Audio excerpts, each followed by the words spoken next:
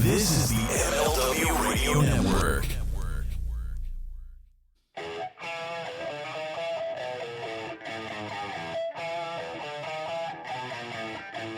This is the Mind of the Meanie. Here are your hosts, the Blue Meanie and Adam Barnard. Peace, world, and welcome everybody to the Mind of the Meanie, your weekly peek into the world, according to former WWE superstar and ECW original, the Blue Meanie. We'll cover wrestling, music, movies, sports, and lots of useless knowledge, all contained in the Mind of the Meanie. I'm your tour guide, Adam Barnard, and he is the Blue Meanie. Meanie, what's on your mind? I'm going to start off this week's show with some breaking news. I feel better. That's fantastic news. Incredible news. Oh, my. What a fucking rough fucking week I just went through. I'm sitting and listening to the show last week as I'm editing because, friend of the show and editor extraordinaire Carl Pinnell has moved his family across the country, so we're waiting for him to come back and join us. So I figured I'd use my editing skills, and I'm listening to it, and I'm like, what the hell's the matter with the audio? And I was like, oh, wait. We both sound like we were just gargling rocks. So yeah. Shit, man. Hey, Carl, isn't the country supposed to have O in it? No. No.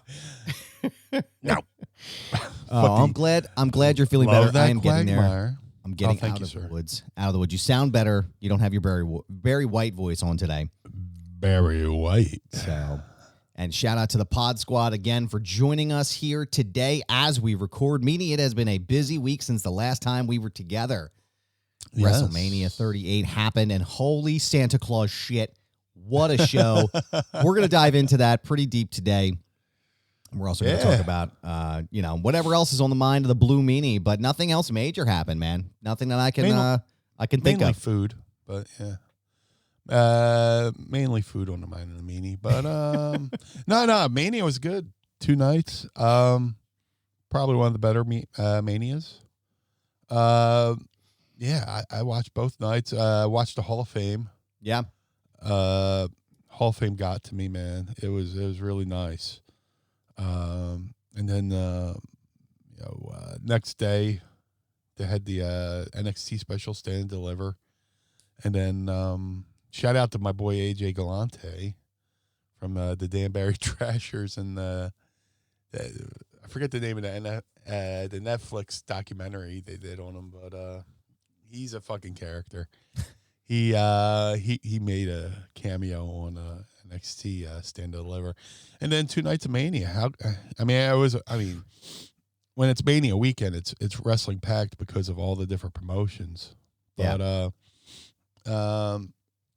since I have only access to WWE content, I was WWE heavy all the way. I'll catch up on the other stuff in the coming days or weeks or whatever. But yeah, man, WWE definitely hit a home run this weekend or last weekend, so to speak, with WrestleMania weekend, Stand and Deliver, and the Hall of Fame. Yeah, absolutely. There was absolutely everything was fantastic as far as with WrestleMania. There was only a couple of handful of things that I had a sufficient gripe with, but everything else was really great. Something crazy, though, during the Seth Rollins match, about 10:30 the other night. Oh, yeah, my wife had a baby on Saturday, April 2nd, WrestleMania Saturday. My wife gave birth to our daughter, Audrey. She's officially here, 10/22. She was giving birth as Cody Rhodes was walking out, so the two of us were monitoring. So as Cody was coming up the entrance hole, yes, your baby was coming out the birth canal. Correct. That's correct. My brother. Did you hit his music? What's that? Did you hit his music as the baby? I should have. Yeah, the music we had it paused. Adrenaline in my soul. I'm trying to find the text for my brother. When my brother Matt was we were talking about it as the baby was being born, and he was like, he gave me a timestamp as to when the baby came out. I'm just trying to find the time. He was like something like as Cody Rhodes did a backflip onto Seth Rollins. That was when Audrey was born officially. But yeah, she's great, man. 8 pounds even. She's wonderful. Everybody's healthy. I'm officially on leave from work, which is fantastic. My shoot job offers me a fantastic parental leave package. So I'm excited, man. She's great. Kids are doing well. I appreciate it. I just want to say thank you to everyone who has taken time to send me messages and text and well wishes for the birth of Audrey. We genuinely appreciate it. And we are very happy to have her here in our home and our family. But Meanie, WrestleMania. Congratulations. Thanks, First man. off, hey, don't just gloss over this. God damn it. Congratulations, man. If I, I'm sorry if I forgot to bring it up, but, we went through this with Real Daddy Josh. So it's kind of like deja vu all over again, in the words of Yogi Berra. Yeah, man, congratulations. You're a better man than I am. Hey. The fact that you could bring a life into this world and be responsible. I don't know about responsible. I don't know if I would call myself responsible, but dude, I don't even want to pick out fucking socks and underwear every day. I just, do they match? I don't give a shit. I don't give a fuck. Just put some underwear in my ass and get through this fucking day. Are they even clean? I don't know. Yeah. Are they walking? Dude. Sometimes I just whistle and my underwear walks over to me and I just step into them. It's disgusting. But I totally understand, dude. My jeans are over here drying because I had to wash them for the first time in a couple of weeks. They're like sometimes literally hanging here, and they were fucking walking off my body from the other day. I was like, this is nasty. I got to wash these. Sometimes I just peel them off with a tea kettle. Just like I'm reading a neighbor's mail, just. Oh my God, that's amazing. No, thank you. God bless, man. Thank you. Man. I'm not religious, but God bless, man. I appreciate that, man. Thank you. Yeah, that's awesome. We're doing really well, man. It's exciting, man. It's different because it's like we really thought we were out of this phase. We thought we were done with babies, and it's a different thing once the kids are older, because like you sort of forget about all those little like nuanced things, like with the baby crying in the middle of the night and how much they eat and the newborn diapers and all kinds of like little shit that you forgot about. Yeah. And it's weird going back to that, and it's just like, oh my God, I forgot about this and I forgot about that. And, but it's also at the same time, like you forget about it, but it's also almost like old hat, because you just literally pick up, you have all these different tools and things. And like, I can tell you for sure, I am a different dad to Audrey than I was to James, my oldest, because I didn't know fuck about shit when he was born, right? You don't know nothing about being a parent when you have your first kid. You're like, oh my God, what am I going to do? And you're up all night and you're stressed out. Now number 4 is like, all right, let's go. Like throw her on my arm. We got her here. Is her neck supported? All right, her head's not bobbing around. No, she's fine. She's good. Let me make dinner real fast. But you're a grizzled vet. Man, I'm a fucking seasoned vet. Much like you in the wrestling industry, sir, I am a seasoned vet with fatherhood. So... But now the older kids get to see what they put you through. Yes. You know what though, dude? I gotta tell you, now man. Now the new baby can put them through what the older kids put you through. My oldest has been. Did I do great, that? Man. Yeah, you did that. Oh, I'm so sorry, Dad. I'm sorry. I didn't mean to do that. I didn't mean to. No, my oldest has been great. James has been like a super helpful kid. He's been wants to hold her every time he comes home, and he's really crushing it right now. So it's been incredibly helpful. But I will tell you, man, I know we don't get political in the show, but parental leave should absolutely be a fucking thing everywhere in this country. My shoot job, I won't say where I work, but my shoot job, it gave me an incredible package with that. It's 6 weeks off, paid at my salary. Still eligible for all of my, my compensation stuff, that I usually get during the time I'm there. I also have a shit ton of sick time, so I'm actually off for 2 months. And it's really made the difference. Courtney said to me a couple of times just in the past, couple of days since Audrey's been here is, like, I am so glad that you're home because this has just made the world a difference. So if I can advocate for anything, put the mind of the meanie stamp on it. Parental leave for everyone. But the other parent that was not at home with their children the other night was Cody Rhodes. We finally got our pop at WrestleMania. Vanessa, yes, I'm liking this comment because her nickname definitely is now Little Cody. But the Little American Nightmare. Holy shit, man! WrestleMania. I think it for me. In a lot of ways, and I'd love to dive into this, and we'll try to go through every match here if we can. We'll touch on as many as we can, but I feel like in a lot of ways, holler if you hear me, Andrew Bailey. in a lot of ways, I feel like WWE overpromised and over-delivered. And when I say they overpromised, they didn't fucking say anything about the biggest event, the biggest names. They like sort of they acknowledge. I mean, obviously, Stone Cold's going to be there, right? But they didn't acknowledge anything else as what was going to happen, right? And they didn't even mention Cody Rhodes' name until he was there. And they built the story. So I don't know. How do you feel? Let's start with that, since this is the Mind of the Meanie and not Mind of the Atom. Tell me how you feel. Do you agree with that statement that I made, that WWE overpromised and overdelivered at WrestleMania 38? Yeah, they definitely did. The funny part is when leading up to WrestleMania, they alluded to Cody with The Miz. Because he was talking about his mystery partner against the Mysterios. They say, my partner, they say, is very dashing. So they dangled that carrot for a little bit, but then, it was one of those fucking twin guys. I don't know what that was Logan Paul is the name you're looking for. Yeah, I know there's two Pauls, and they're not in the Beatles. There's because there's supposed to be two Pauls. Two which Pauls. we call it. Yeah, two Pauls are better than one. Writing that down. Yes. No, they definitely. I have no fault with this WrestleMania whatsoever. There's some WrestleManias you watch, you go, before we, I'm getting a little ahead of myself, but maybe the Mr. McMahon segment, night 2 with Pat McAfee could have been it could have been shortened. Yeah. It could have been shortened, and I'll get into that in a second. But other than that, yeah, they promised a lot, and they delivered. When it comes to the Stone Cold thing, they said he was going to be there for a talk show, and they kind of let the cat out of the bag. And Steve's coming to the ring, and he's got both knee braces on, and he's got wrist tape. Pop. It's like it's happening. It's fucking happening. You knew it was fucking happening. Oh, You're not going to end the fucking night with a fucking just a talk show. Well, let's start. Let's start at the show. top. Let's start at the top and work our way down. The Usos defeated Shinsuke Nakamura and Rick Boogs.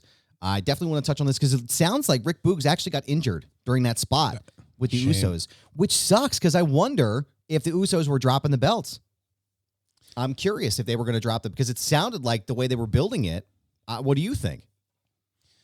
Yeah, they probably definitely called an audible there, and that's the thing.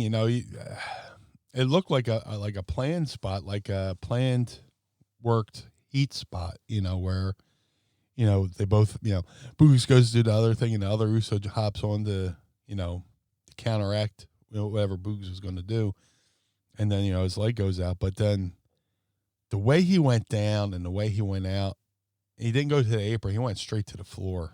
Right. That was my indication. Oh man, this is real. All right, this sucks because I like Boogs. He's such a fucking character. He's great. He's over. Yeah. Him and Nakamura seem like the two least likeliest people to tag, but yet it works. You got the guy playing the guitar, and you got Nakamura doing the entrance, but if they were planning to win the belts, that's even more disappointing. But Boogs, man, he's just a fucking powerhouse, and you hate to see somebody go down like that in the biggest spotlight of all, WrestleMania. But that's like what a 8 to 12 month injury to come back from. But given the fact that he's a physical specimen and takes care of himself, I'm sure he can probably heal up a little bit quicker than the average person. The 8 to 12 months is usually for somebody, for me. All right. Not the guy who's who can hold the vertical suplex and take a knee and then stand back up and do the curly shuffle. It sucks. It sucks. Just to get injured on the grandest stage of them all. Yeah. Yeah, it was a shame. I best wishes to Rick Boogs, and hopefully he gets better soon. The Drew McIntyre match did exactly what I wanted it to do. I feel like that was perfect for someone who's still also recovering from an injury right now. Happy Corbin, according to all reports, is one of the safest guys to work with in the industry. And I feel like that was I've seen a lot of chatter on Twitter. I know we talked about this offline before too, but a lot of chatter about people shitting on Happy Corbin. First of all, he's a Westchester dude. So Happy Corbin and I ran in the same circles here in Westchester. I've got nothing but love for Baron Corbin, but also like, dude can fucking go, man. Like that match was really solid. That match was really solid and did exactly what it needed to do. I hate that. I hate people shitting on the Happy Corbin thing because it's a great gimmick. Yeah. Even when he was down and out, sad Corbin, he did the job great. Yeah. And he sold it well. And it, some of the stuff with the stuff, I can't come to work because then the taxes and this and that. And it's just like, I got stain on my shirt because I didn't have a can opener, so I had to beat the can against the wall, and some got on my shirt. Yeah, it's fucking brilliant, But him and Drew had a hell of a match, and it was good to see Drew get a nice win in front of a crowd. Yeah, he got screwed by the pandemic. Well, a lot of people got screwed by the pandemic, but I mean, as far as wrestling, his world title run came with no fans, and then he, tried for the title against Bobby Lashley last year in front of a smaller-ish WrestleMania crowd and lost. But this year he comes into Mania and gets a nice convincing win, and has a hell of a moment because WrestleMania is all about the moment. Just chops the ropes down with his sword. Casually does it, just chops the whole fucking ring in half. Yeah, no big deal. It's fine. I was like, man, second match? Hopefully they got gimmicks under the fucking ring, man. Yeah. Vanessa actually said here, I'm waiting for Boogs to come out in Freddie Mercury-inspired entrance gear. Holy shit, cannot wait. Book it today. Wrap it up. Let's do it. And that would make the most sense because people compare Nakamura a lot to like a Freddie Mercury type character. Yeah. No, he's a mixture of Freddie Mercury, Michael Jackson, like an entertainer. He's an athlete. He can fight strong style, but he's charismatic as all hell, Yeah. So him and Boogs work together, well in that sense. So if Boogs came out in like a Freddie Mercury, if they both came out like a Freddie Mercury inspired outfit, which their outfits, at Mania kind of made me think of The Flash, which Queen did the soundtrack for. So yes. But that's a great call by Vanessa. All right, I'm going to run some questions by you here since this is Mind of the Meanie, and we're going to just we're going to run through this. Your top moment, WrestleMania Night 1. What was the match of the night for you? Oh my God, moment of the night had to be Steve Austin. Yeah. And I think WWE learned its lesson by having that on last because, last time there was a kind of like a moment like that was Rock, Austin, with right as far as, a character from the past coming in and having a match, potentially having the moment of the night. I don't think anybody could have followed that, Not a chance. Do you want to go in the ring right after Steve Austin just had a beer bash after he had his first match in 19 years and had a convincing win over Kevin Owens? And shout out to Kevin Owens for being great. Kevin Owens was the perfect opponent. I know I said in the past, Brock Lesnar's the money match, but I can understand why Austin wouldn't want to work Brock, especially in his first match back, but Kevin was perfect throughout the whole thing between the promos and keeping it going each and every week. And then, Kevin was great even when Steven was doing his entrance and they show him in the ring, he's just yawning, Yep. Moment of the night, match of the night, it had to be Steve Austin because again, here's the word again, it over-delivered. Yeah. You got Steve doing the stomp in the mud hole spot, and then eventually they go brawl out into the crowd, and Steve's taking suplexes on the fucking floor. First match in 19 years, he's doing everything, and then they battle up the ramp, or Kevin doesn't know how to operate the ATV, and bet if it was a ski-doo, he would know how to use it because that's what they use up in Canada. But yeah, and then Steve catches up, drives them up. They battle all over the stage and I was saying to myself, please don't go backstage. Please don't go backstage. Yeah. Please stay in front of the fans because that 70,000 people, that's probably what they've been craving, Yeah. So, but they battled back down the ramp, and I think they had one table spot, which was probably the only table spot of the night, which was pretty cool. Yeah. And then the finish, the beer bash. I'm trying not to mix up his beer bash with the one from the next night, but yeah. But I like to call back. I like to call back with Byron Saxon too. I was just gonna say that. Yeah, the callback to him from what was that? Was the 316 day, right? Is that when they did all that? Yeah. Where he from the accidentally pandemic, where he accidentally kicked Byron Saxon right in the dick right before the stunner. So I knew, I was like, man, I hope Byron's wearing a cup for this one. For real. Yeah. I know little Jimmy said he was there and he was sort of live tweeting me. Shout out to hashtag Sorensen Level, by the way, who's joined us as well.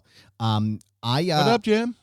I know that he was there at the event. He said he was up in the nosebleeds, but he's telling us right now, he said the place fucking went ballistic and it came unglued. I had another friend, and my buddy Nate was there as well.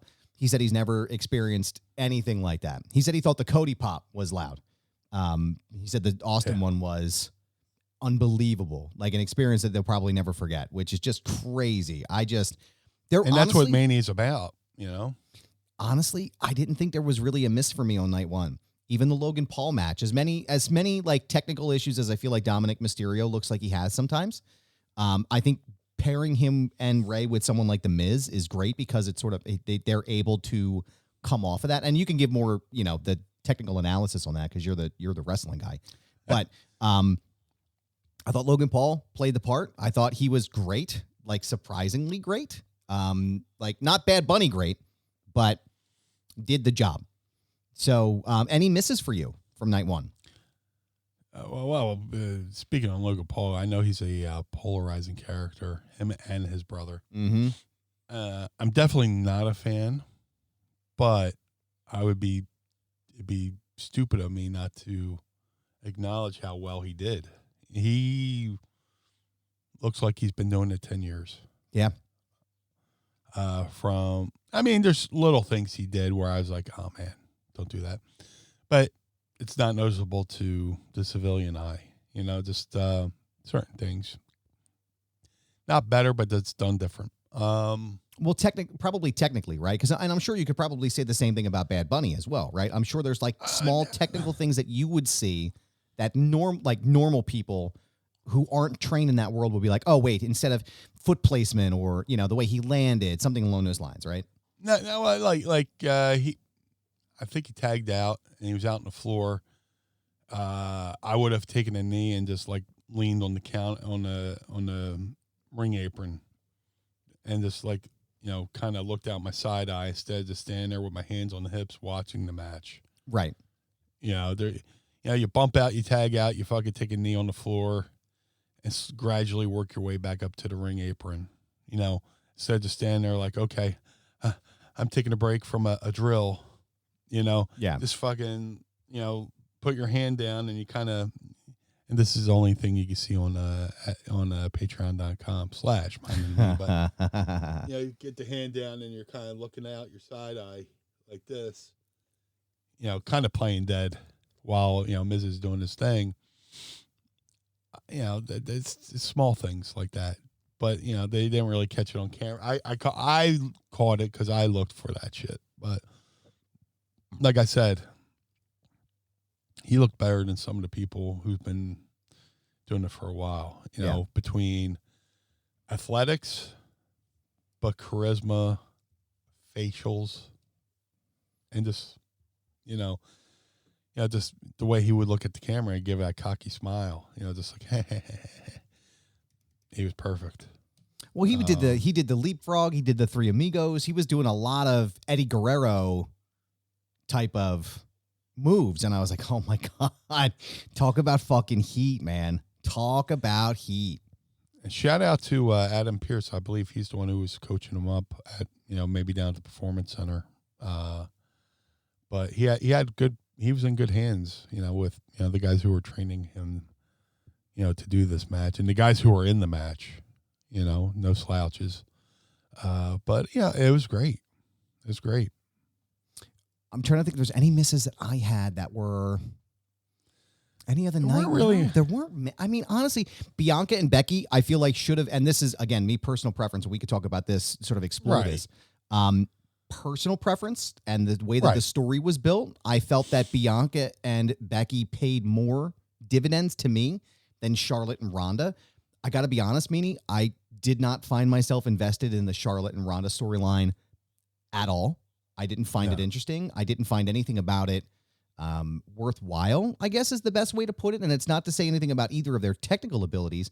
I just don't think that the storyline was built properly, because at least you have some kind of heat with Becky and Bianca from SummerSlam, and you have this slow burn all the way back to WrestleMania.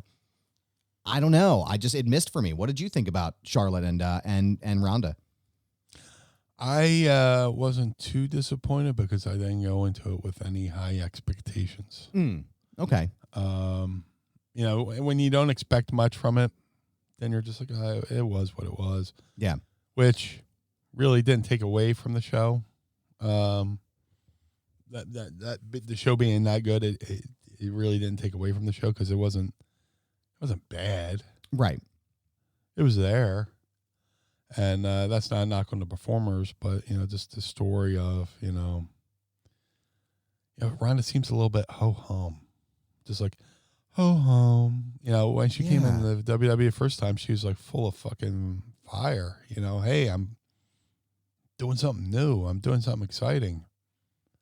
Now, she's come back and it's just like, ho-hum. I'm back in wrestling. Ho-hum. I'm at the Royal Rumble.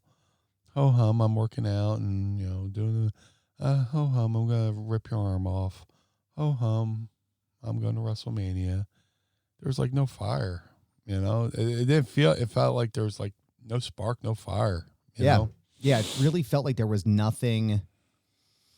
It didn't feel like there was anything there that made it exciting for me, especially for her. And I think that's the issue because I feel like Charlotte carried a lot of that feud.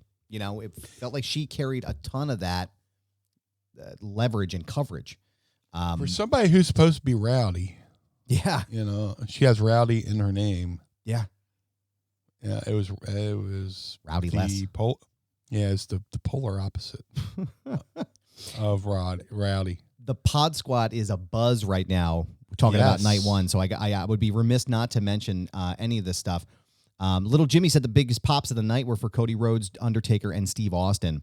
The skull crushing finale from the Miz to Logan Paul, he said also was pretty solid as well.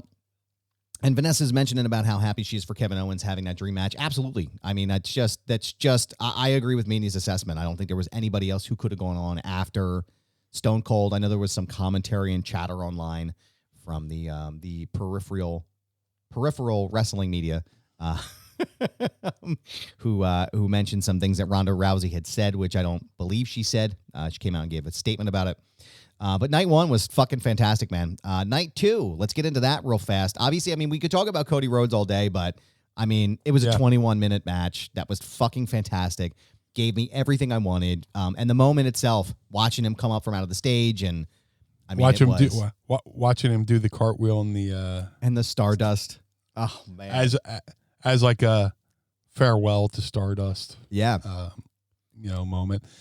I watched an interview with him and he said one of his not demands, but things he asked for, he's like, no mention ever of Stardust. Yeah. And then he's like, yeah, and then I go out in the ring, I do the cartwheel in the face. I was like, I broke my own rule there. But well, I read that he had Bruce and Vince had come down to see him in Jacksonville. They flew down to talk to him about coming back. And he basically said, I don't want to change anything. He's like, if you're going to get this, essentially was like, if you're going to take me, you're going to take me what I'm doing now. The song, the gear, the gimmick, the whole nine. And Vince said, well, it's not broke. That's what we're buying. And to hear that, I'm sure is just incredibly validating for somebody like Cody Rhodes, because it's like, here he is struggling with this identity and who he is. And you know what I mean? It's just like, it's unbelievable.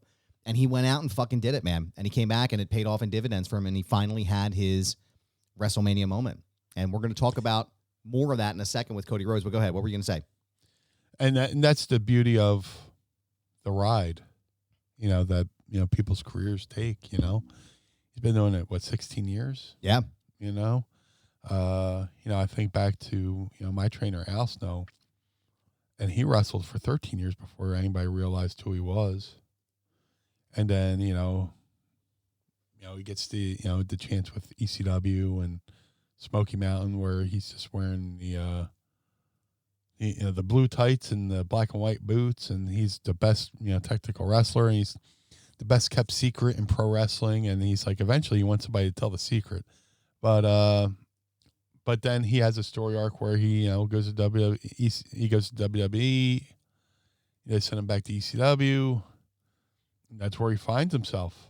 Yeah. It took Al Snow going to ECW to realize, the head character and kind of reinvented himself to where, WWE brought him back and it was to the moon. He became a tag champ. He became, European champion, job squad, all this other stuff. Yeah. Sometimes you have to go away. To find yourself and come back. When WWE released me after WrestleMania 15, Jim Ross said, hey, go away, put on a new coat of paint and come back and we'll see what, he's saying, figure out something to freshen yourself up and come back. Yeah. And then, eventually they sent me to Memphis to try to do that, but, that's another story. But, with Cody, sometimes you have to go away to come back. And this goes back to a quote from Al. Al did a shoot interview with Hannibal. And if it's on YouTube, it says, Al Snow on Cody's WWE release. And in that video, Al says, there's nothing wrong with leaving because you can always go back. Yeah. And that's why I've been saying his whole time in AEW, he could go back. He's probably one of the few people who can go back, and reinvent himself. So yeah, that's the beauty of us. Now there's beauty in storyline arcs and there's beauty in character arcs, and his character arc has been fantastic. He has different stages. He has different chapters. He has different looks. I still pop for, mustache Cody, Why they didn't do more with mustache? I was legit hot when he shaved his mustache off. I was like, you're killing your gimmick. But little did I know he would go on to start a revolution. Yeah. But, and that's not just saying, that's not because I didn't have the faith. I didn't have his vision that he had for himself. And that's the beauty of pro wrestling. You don't realize the vision people have of themselves until they present it to you. And he's presented a really good career arc. Absolutely. Yeah. Agreed. Night 2. Let's go to the top here. Obviously, your boy, Matt Riddle, retained his title as well. Yeah. I love Matt. I love him and Randy. It was nice. I watched Randy Orton on Pat McAfee, and he talked about his love for Matt and like how, he didn't get Matt at first, but, once he got to know Matt, he loves Matt, and that's Matt, And, that's why I kind of have to tune certain people out because they don't, they see they see him and his character, but his character is him. It's just a lovable guy, hard to rattle, hard to piss off. There's definitely times I've seen him where I was like, man, this guy can easily just go off and just be angry. And he says, like, whatever, dude. Just whatever, bro. But yeah, I'm so happy for him. That he's again tag team champion with Randy. I'm glad they haven't shotgunned this relationship. The relationship's been going on for a good while now. It's not like when they throw two singles guys together for a little bit as a tag team and then one turns on the other and this, that, and the other thing, and it's just like wash, rinse, repeat. They're like a legit tag team. RK Bro, they got the remix theme that actually works. I hate when they fade in and out of each other's themes. They actually did like a theme that kind of works, works both their gimmicks, and one snake's got a hat on it. It's fucking great. But great match. And I'm glad they got to keep the belts. That says Montez Ford needs a slammy for his facial expression right before Riddle jumped up to hit the springboard RKO. That was the best. Yeah. I think I even tweeted it out. It's subtle things that I pop for, and when he did that, fucking chef's kiss, man. But it was a great match. Great teams, great match. So hold on. It was RK Bro, Street Profits, and Alpha Academy. Yep. Love Alpha Academy. Love the shoosh gimmick. That is, what movie is that from? Remind me, because I'm having a hard time remembering what movie, because it's from an 80s movie where the guy goes, shush! I don't know. Is it Son-in-Law with Pauly Shore? It could be. I didn't see that movie, so... Somebody in the pod squad helped me, because I can hear it. And when I heard it when he did it, I went, oh my God. I remember that. I remember hearing this as a kid, and it's some guy who's fucking obnoxious, and he says, shush, it's a whole thing. I'll have to look it up. But, dude, I love Otis. I love what Otis has become. Otis is the new Vader. Yeah. And if they decide to, eventually, I like the Alpha Academy. I'm always a big fan of, like, varsity club type gimmicks. You know what I'm saying? Yeah. I've been dying for the perfect... And the closest to the perfect varsity club gimmick was, Team Angle. That was fucking... Yeah, dude. And I think that was short-lived, too, which was fucking disappointing because they were fucking perfect.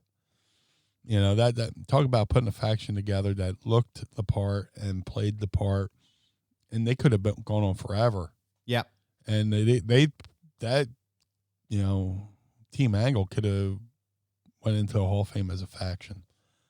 But they dropped the ball for the longevity part of it. But Alpha Academy, you got two fucking shooters in there, and two tough guys, and they're legit. And I love what Otis has become. He could have easily stuck to being Chris Farley. Yep.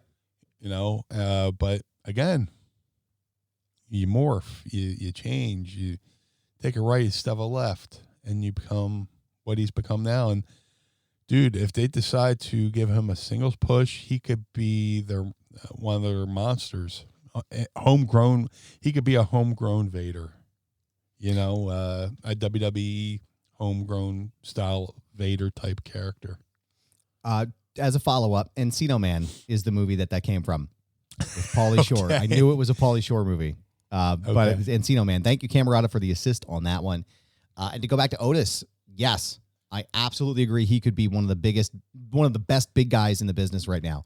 I think as long as they let this Alpha Academy thing breathe, I felt like Heavy Machinery had a timestamp on it, and I feel like just Vince, the name, and the gimmick and stuff could have worked, I guess, long term. But once they threw that Money in the Bank briefcase on him, I feel. Well, let me put it this way: if they had put the Money in the Bank briefcase on Otis now as Alpha Academy instead of Heavy Machinery, I don't think people would have had such a visceral reaction to that win as they did when he won it in 2021. But I definitely think that he is on track to be one of the best in that company right now, as long as they play their cards right, as long as they do it correctly. But as far as pops, Meanie, let me tell you something. I have not had as much fun, as much laughter as I did watching, which arguably was match number 2 of the night for me. And there were a lot of great fucking matches on this card. There were. A lot of great matches. But the match number 2 for me, just strictly on entertainment value, was Johnny Knoxville and Sami Zayn. And fuck anyone that says any different. Because that match was fucking brilliant. Everything I wanted. Meanie, I'm going to give you the floor. What did you think about Johnny Knoxville and Sami Zayn at WrestleMania 38? I mean, before I get in, I loved it. Of course. I loved it. Talk about a polarizing match.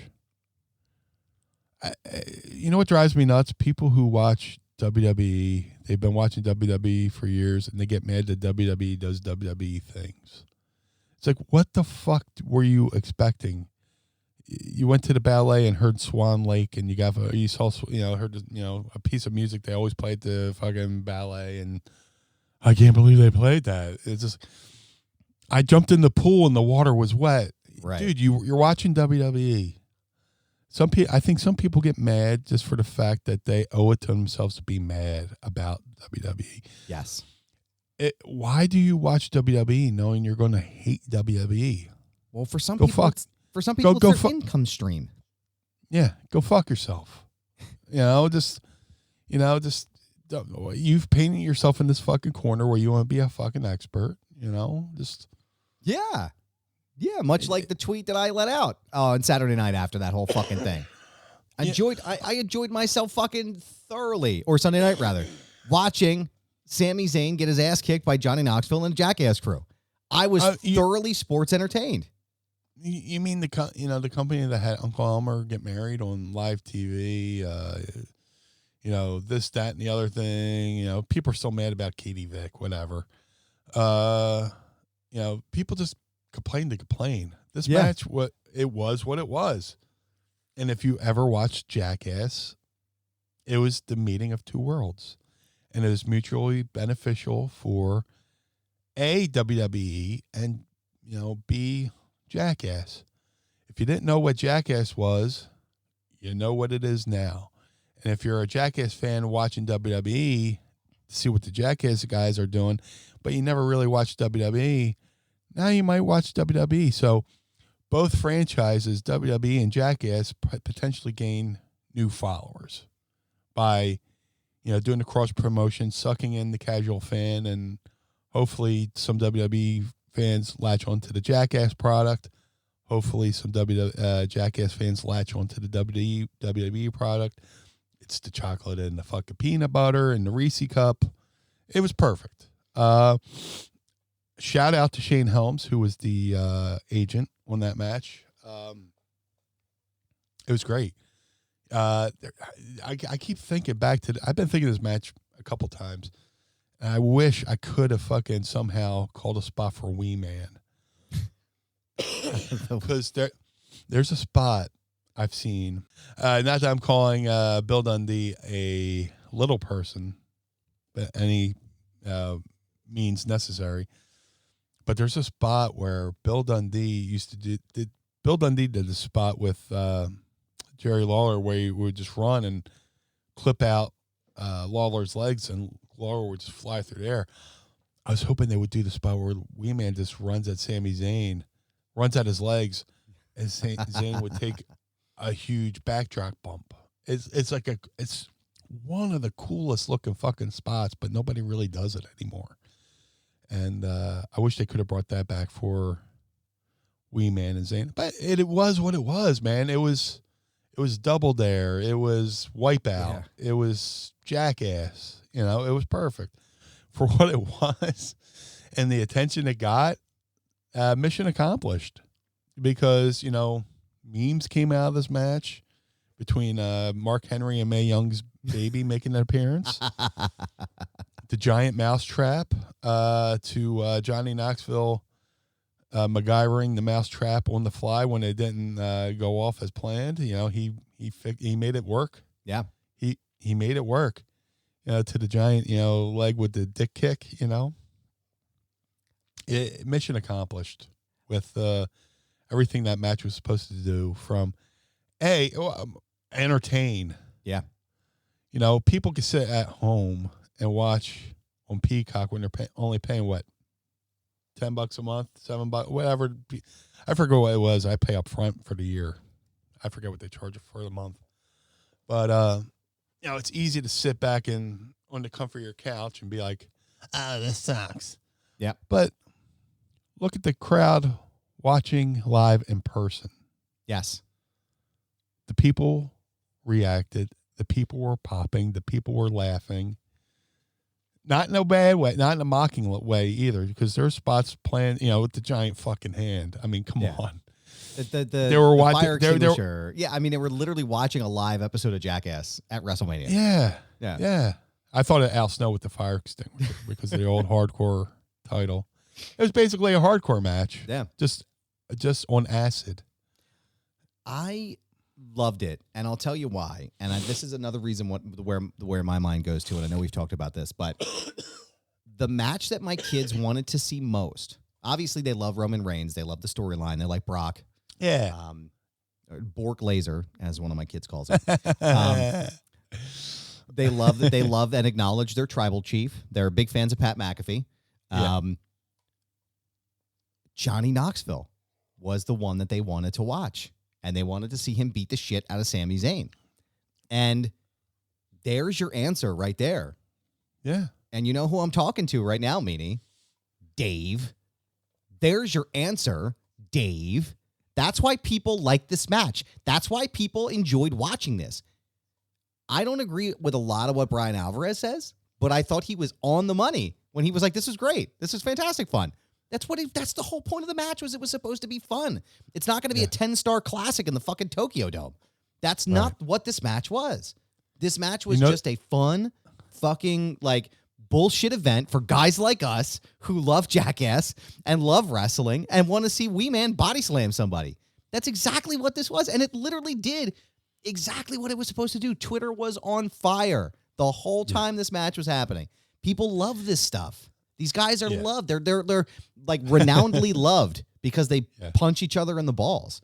They don't take themselves serious, No, and that's the thing is you notice that there's one guy. There's a very small segment of people who hated this, who thought it was the dumbest fucking thing in the world, and the entire rest of the world is like, no, man, that's crazy. It did exactly what it was supposed to do. I've watched that match probably 3 times already, because it was so much fun to watch. Dave Meltzer is allergic to fun. Apparently, dude. Apparently. Dude, you want to speak you want to talk about irony? The fact that the quote from Dave Meltzer, "I was so embarrassed. I watched this match with other people."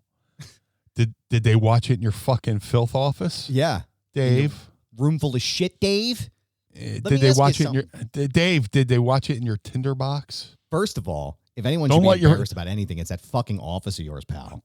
Don't light a fart in Dave Meltzer's office. You'll fucking you'll be charged with arson.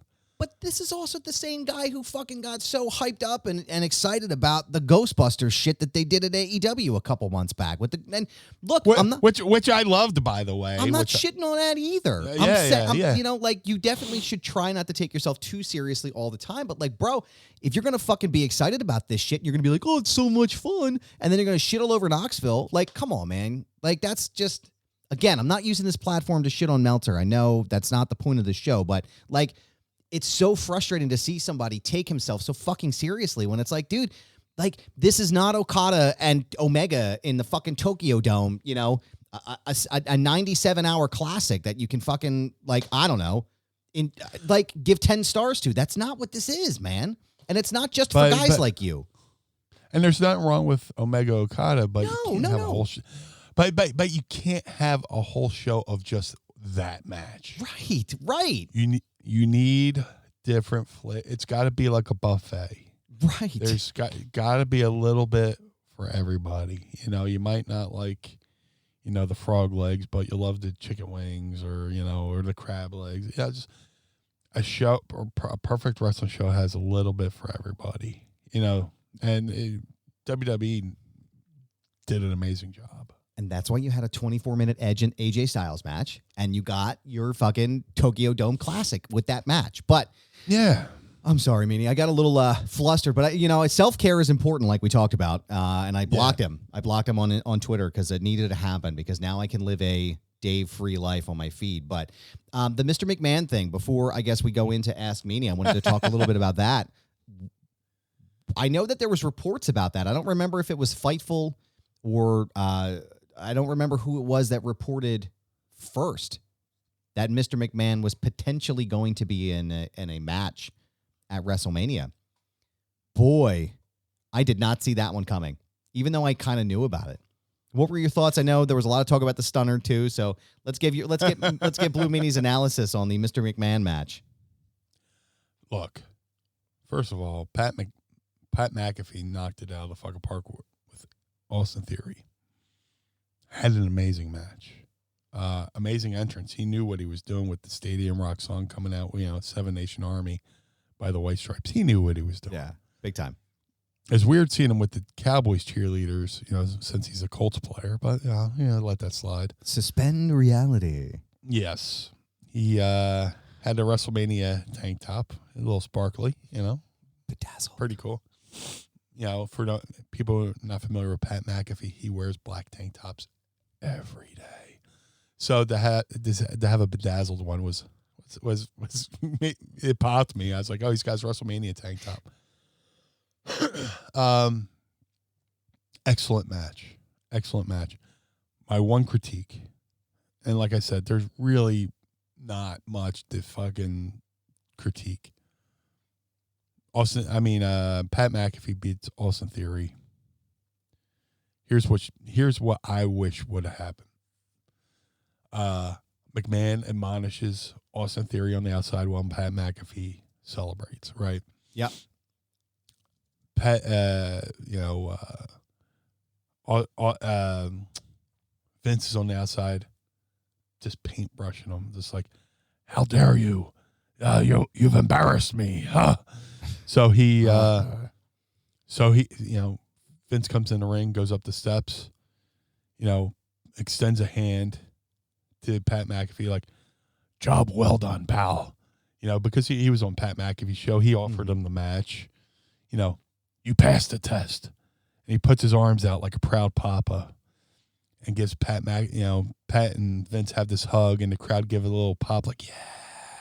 Vince is turned on Theory, blah, blah, blah. And then Vince just knees him right in the fucking nuts. Yep. Just rails back and boom. Hits fucking McAfee right in the fucking coin purse. And then Theory slides in. Vince and Theory, Vince tells him, bring him up. Vince has Theory hold Pat McAfee, gives him a paintbrush. Maybe Theory Theory turns around, hits him with something, down. Pat McAfee's down. Vince gets the mic. I had you fooled or whatever, this, that, and the other thing. He puts his arm around Austin Theory and says, it's refreshing to have a WrestleMania with an Austin I actually like. Man. Glass breaks. Boom, boom, boom, boom, boom, boom. Here comes fucking Steve Austin. Vince and Theory are side by side, like DX, like, what? Austin comes in the ring, stares him down. He goes to take a step towards him. Vince shoves Theory and takes a step back, like the Three Stooges. I'm not like the Little Rascals used to do. When we just push the one kid forward and they all take a step back. Who's volunteers? Me or him? So Vince pushes Theory forward, takes a step back to avoid the heat. Steve kicks him. Stunner. Boom, right? Austin gets back up, stares at Vince like a bull, just waiting to fucking charge. He goes, and Vince grabs the mic and goes, no, Austin, I didn't mean I enjoyed Austin Theory. It was you, Austin. It was you all along. A call back to the higher power where it was me, Austin. It's me, Austin. But if you go, it was you, Austin. It was you all along. The crowd would have picked up on that and definitely fucking popped. That's crazy. You know, and then he was like, and Austin could have suckered him and be like, oh, I totally misunderstood you. You know what? Let's have a beer. There you go. And then he calls in for the beers, and they get done that beer spot where, and fucking shout out to Vince for fucking taking the little sip and going, little tiny, yeah. That's like good. That's just good shit. And then they could have done the kick, the botch stunner, and that would have been amazing.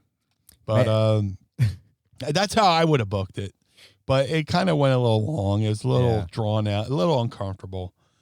But you know, I wish they could have done that instead. But you know, here's my theory. No pun intended. Steve went for the kick on Vince, and Vince was so focused. Don't fuck up. Don't fuck up. Yeah. Don't fuck up. That he fucked up and took a knee. You know, just like, and you know, when Steve kicks with those stunners, he brings it. You know, just ask what's his face's dick that he kicked in Byron Saxon's dick. He just fucking kicked him. Took it, man. My favorite part of the fucking botch stunner, he hits the stunner, and Steve's just laughing. Yeah. He just, if you watch Steve get on, if you're watching the ring, left corner, Steve gets up to do the fucking self-toast. He goes, motherfucker. Yeah. If you read his lips, he goes, motherfucker. Something, you know. That was fucking great, man. Fucking, you just got to roll with it, dude. And remember, too, like we talk about also, it's like Vince McMahon's 76 years old. Something was bound to happen, man. Something was bound to just trip up. And there's a way he could have done it and just. Yeah. You know, you can still kind of have him take off the shirt and all that stuff. But, you know, just to give the crowd, you know, the nostalgia. Dude, the crowd was popping for him threatening to take off his jacket. Yeah. Yeah, he had that crowd. He had that crowd right in his hand, man. Not a chance they would have. Listen to the fucking crowd. You know, fuck. Well, it sounds like we both had the same thoughts and theories on WrestleMania 38. Again, no pun intended. I loved it. I thought it was fucking great. Shout out to the other matches. Shout out to AJ and Edge. Shout out to Damian Priest. Another one of my proteges who is aligning with Edge, and hopefully, my hopes is they add Rhea Ripley to the fold. She's another one of those dark characters that they could add to the fold. And they kind of teased it with her the next night, leaving Liv Morgan in the ring. So hopefully, you know, they get that little bit of alliance going. What's his name? Ed Tommaso Ciampa. You know, he's a black heart. You know, just they could build a nice little stable there. Build a nice dark group there. Absolutely, I agree. Hey, fucking Edge was in the Brood and Ministry of Darkness. Just saying. Just saying. He has roots in this shit. Would have been dope, man. Meanie, speaking of the crowd. What are you on, dope? Would you like to ask Meanie? I would love to. It's time to ask me anything. Ask me something. Don't forget to tweet us your questions at Mind of the Meanie using the hashtag AskMeanie, and we'll be happy to ask it on the show. We got time for a couple of questions today. You got some Liquid Death there, it looks like. Majestic. Yes. I don't know if I'm the only one who brought a seltzer this week, but you are. I've been a little tied up with baby things, so I have my coffee cup. It's forgivable. We both have our coffee. Seltzer. A little Liquid Death. What is it? Oh, it's just a regular sparkling water. My favorite Liquid Death is Bury Them All. Oh, nice. Yeah. So on the count of three, 3, 2, 1. Nice and refreshing. Couldn't quite say a minute because I clipped my nails this week. So. We're going to start with the first question from Mark and Dryden. Hey, fellas, who's on your guys' Mount Rushmore of second-generation wrestlers? Wow. Good question. Excellent question. And this isn't a shot at Mark, but I fucking hate Mount Rushmores. But Mount Rushmore's fantasy booking. But Mount Rushmore. Because, I hate people go, what's your Mount Rushmore favorite wrestlers ever? It's like there's so many. Right. Yeah, are we talking technical? Are we talking fun? Are we talking, gimmick? Everybody does a Mount Rushmore, but they don't add Gorgeous George, who was like the pioneer of all this. He was the first TV wrestling star, But people go with what's current. Mount Rushmore of second generation wrestlers. Man, that is a great question. I know I went off a little sidebar there, but I think it's more directed at the fantasy booking question though than the Mount Rushmore, because Mount Rushmore I feel like we could do a little bit better than fantasy booking. One that doesn't get talked about at all, David Von Erich. Yes, he was slated to be a future NWA World Champion before his untimely demise. Yeah. By all accounts, he was the man. Harley Race. When Harley Race sings your praises, that's high praise. Harley doesn't mince his fucking words. If you're the shits, you're the shits. So yeah, David Von Erich has to be on there. And the reason why he doesn't, get talked about as much is because he passed away at such a young age. But what could have been? Yeah, I have to put him on a Mount Rushmore. Number 2, definitely Randy Orton. Hold on, is this second generation? Because technically Randy's third generation. I was just going to say, I think he's a third, but... Okay, so if he's disqualified for being third, Roman Reigns. Yeah, Roman Reigns. He's second, son of Sika. Yeah, I mean, he's probably one of the best workers in the business right now. Him and Randy. Yeah. Are fucking amazing. Randy does things with such ease. I know he's third generation, but I still got to sing his praises. But him and Roman, good God. I guess, would The Rock be third generation too? Because of his grandfather, right? Yeah. So he's Rock's out. Third. So man, this is a good question, Mark and Dryden. It's tricky, in the words of Run DMC. I don't know, man. He's Charlotte Flair. Yeah. Charlotte's, done amazing things. It's hard to live up to the name Flair. Yeah. David tried. God bless him. David Flair was great. Great guy. And unfortunately, Reed, tried. God rest his soul. But Charlotte's hit it out of the fucking park. She's as good, if not, and she still has so much more time to go. Yeah. The one thing that's a hindrance to Flair's career is that he wasn't on national TV his whole run. He was working territories. Yeah. He only got to national TV maybe in the 90s, 2000s, If he had been on national, he was on national TV with TBS. But we're talking about, Right. But on this fucking stage, she's been on this stage her entire career in the WWE system and has surpassed all expectations. Whatever the expectations were, she put her fucking heel on it and smashed it into the ground because she smashed all So far we have David Von Erich, Roman Reigns, Charlotte Flair. I guess Cody. Now I'm thinking. Now I'm trying to think. Roman Reigns, is he third generation because he's supposed to be lineage with Peter Maivia, but I don't think they're technically blood related. They're not. So Peter Maivia isn't even blood related. I actually just learned this the other day. Peter Maivia is actually what's called a blood brother with the Anawais. So there's a connection there somewhere, but they're not technically related by blood. Not the way that like Rock is related to Maivia. So gotcha. Roman Reigns would be he's in that conversation. Yeah. Roman, and then definitely Cody. Yeah. Cody. Yeah.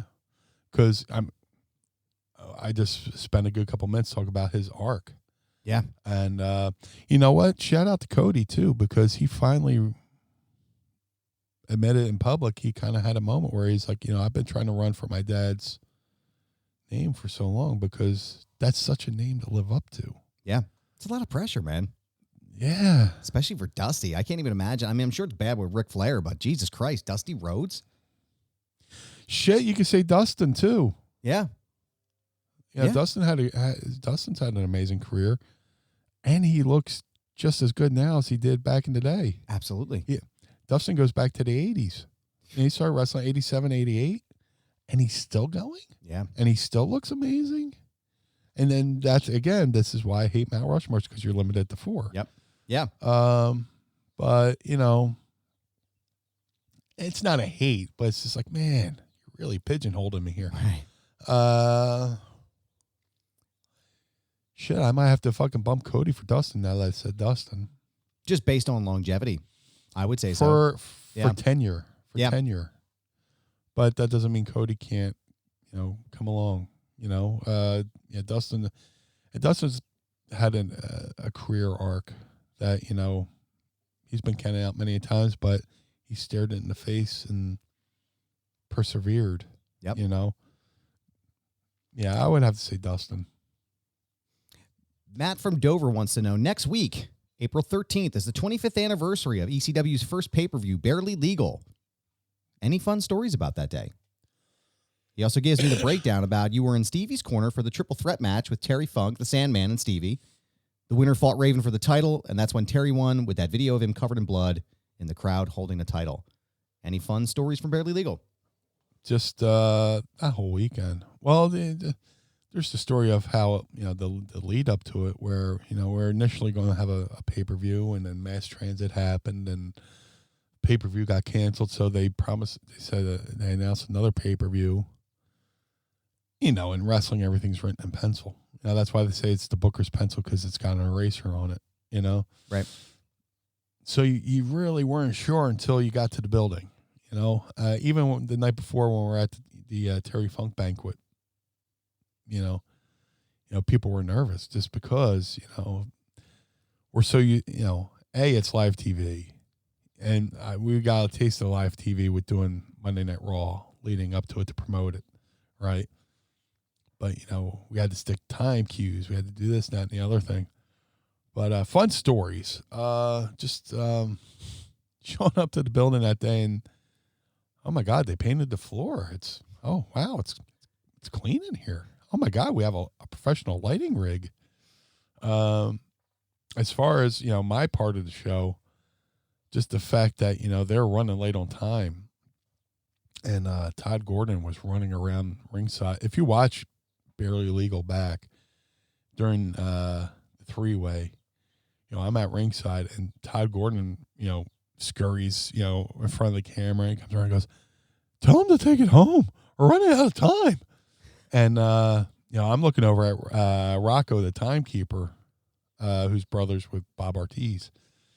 And he's fucking, and wrestling, back, before refs had earpieces, the guy at ringside would either put a pencil in his mouth, pen in his mouth, or, wiggle his tie to, hey, time to take it home, Oh, shit.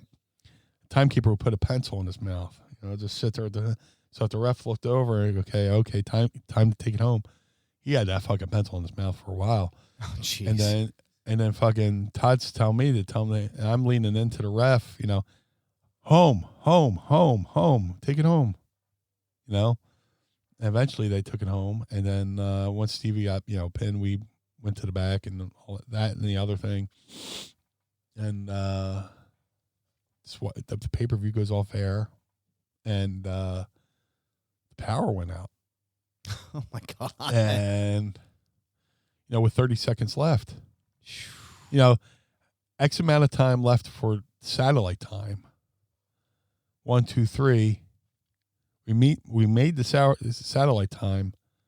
Then the power in the building goes out. Jesus Christ. because all the power it took to generate. Fried it. If you would have scripted that in the movie, people would say, "Oh, that's just corny. That's just." But then this being in the locker room, and I'm standing there, and we're all just like, "Oh my god!"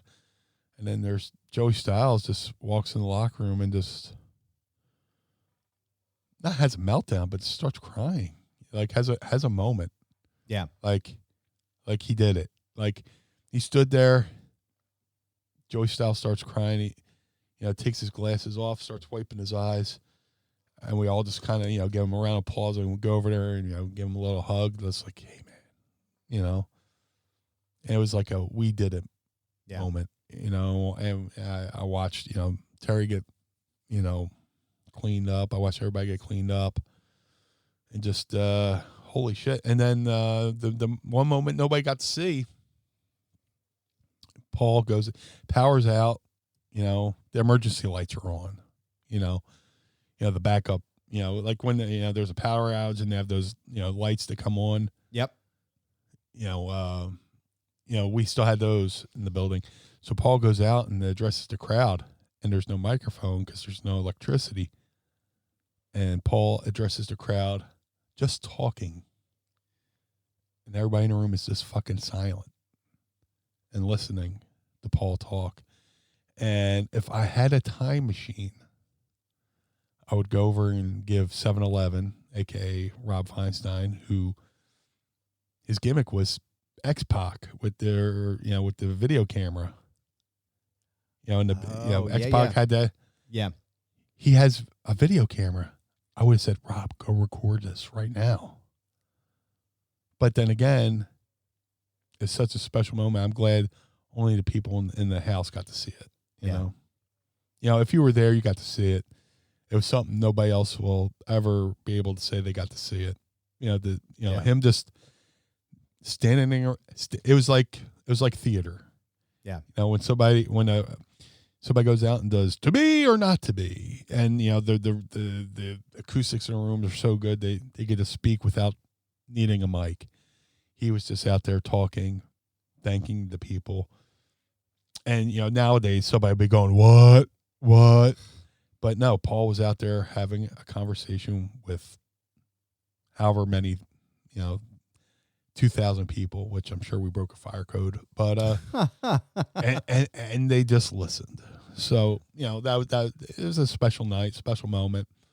Bubba Ray Dudley said it the best. There's two types of people in the wrestling business: people who wish they wrestled in ECW, and then there's people who really wish they fucking wrestled in ECW. Yeah, and I'm proud that it's something I could take with me the rest of my life. Yeah, it's a badge of honor. It is, because they didn't just contrary to popular belief, they didn't just like anybody in ECW. Right. A, you had to get over, and B, not only with the crowd, but with the boys. And if the boys didn't like you, you didn't stick around. Right. And I saw plenty of that, like, yeah, you're done. Get the fuck out of here. Yeah, if you couldn't mesh with that locker room, you were done. I can't even imagine. It must have been just a lot of self-policing. Yeah. Well, Meanie, thank you as always for taking the time to answer the questions this week from the community. Where can everybody find you on your social media? Down on the street. If you want to find the blue guy, you can go to, you can find me on all forms of social media on Twitter, Facebook, Instagram, and TikTok, which I haven't figured out, at Blue Meanie BWO. You can also go to ProWrestlingTees.com/Blue Meanie. If you want to support Mind of the Meanie, right now, go to ProWrestlingTees.com/Mind of the Meanie, where we just uploaded some really cool shirts, which are really cool. I just uploaded a really cool shirt to ProWrestlingTees.com/Blue Meanie, which is very Philly centric. So I'll probably sell them to people in the Philly area, but go to ProWrestlingTees.com/Mind of the Meanie. We just put up some very show specific shirts that are really fucking cool. Shout out to Andy Slichter. Schlichter. Schlichter. If you want to support the Meanie, go to cameo.com/Blue Meanie BWO. I could do every kind of shout out you want. Just don't be mean. Go to madcatbeardcare.com. If you want to look good and smell good, go to madcatbeardcare.com. Get yourself some blue spruce. We got the gels and the drops, and they got beard combs, and all the money goes to a worldwide worthwhile cause, which is the kitty cats. And where can we find you, Mr. Barnard? Well, thank you, sir. I appreciate that. You can find me on my socials at Twitter and Instagram at thisisgoober. Yes, that's my name. It is a brand, pal. You can also go and pick up a shirt that supports my separate show, Foundation Radio. You can go to prowrestlingtees.com/Foundation Radio. You can also check out that show at foundationradio.net. A lot of great interviews and conversations, including with former ECW alumni Rob Van Dam as well. Great stuff over there. Meanie, it is always a pleasure to be doing this show with you. Don't forget patreon.com/Mind of the Meanie. You can watch our beautiful faces record this show each and every week here early and also ad-free. I am stoked. I am glad to be back. Thank you for the congratulations again on our newest addition to our family for the Blue Meanie. I am Adam Barnard. Join us again each and every week as we take a trip through the mind of the Meanie. Blue World Order. Peace.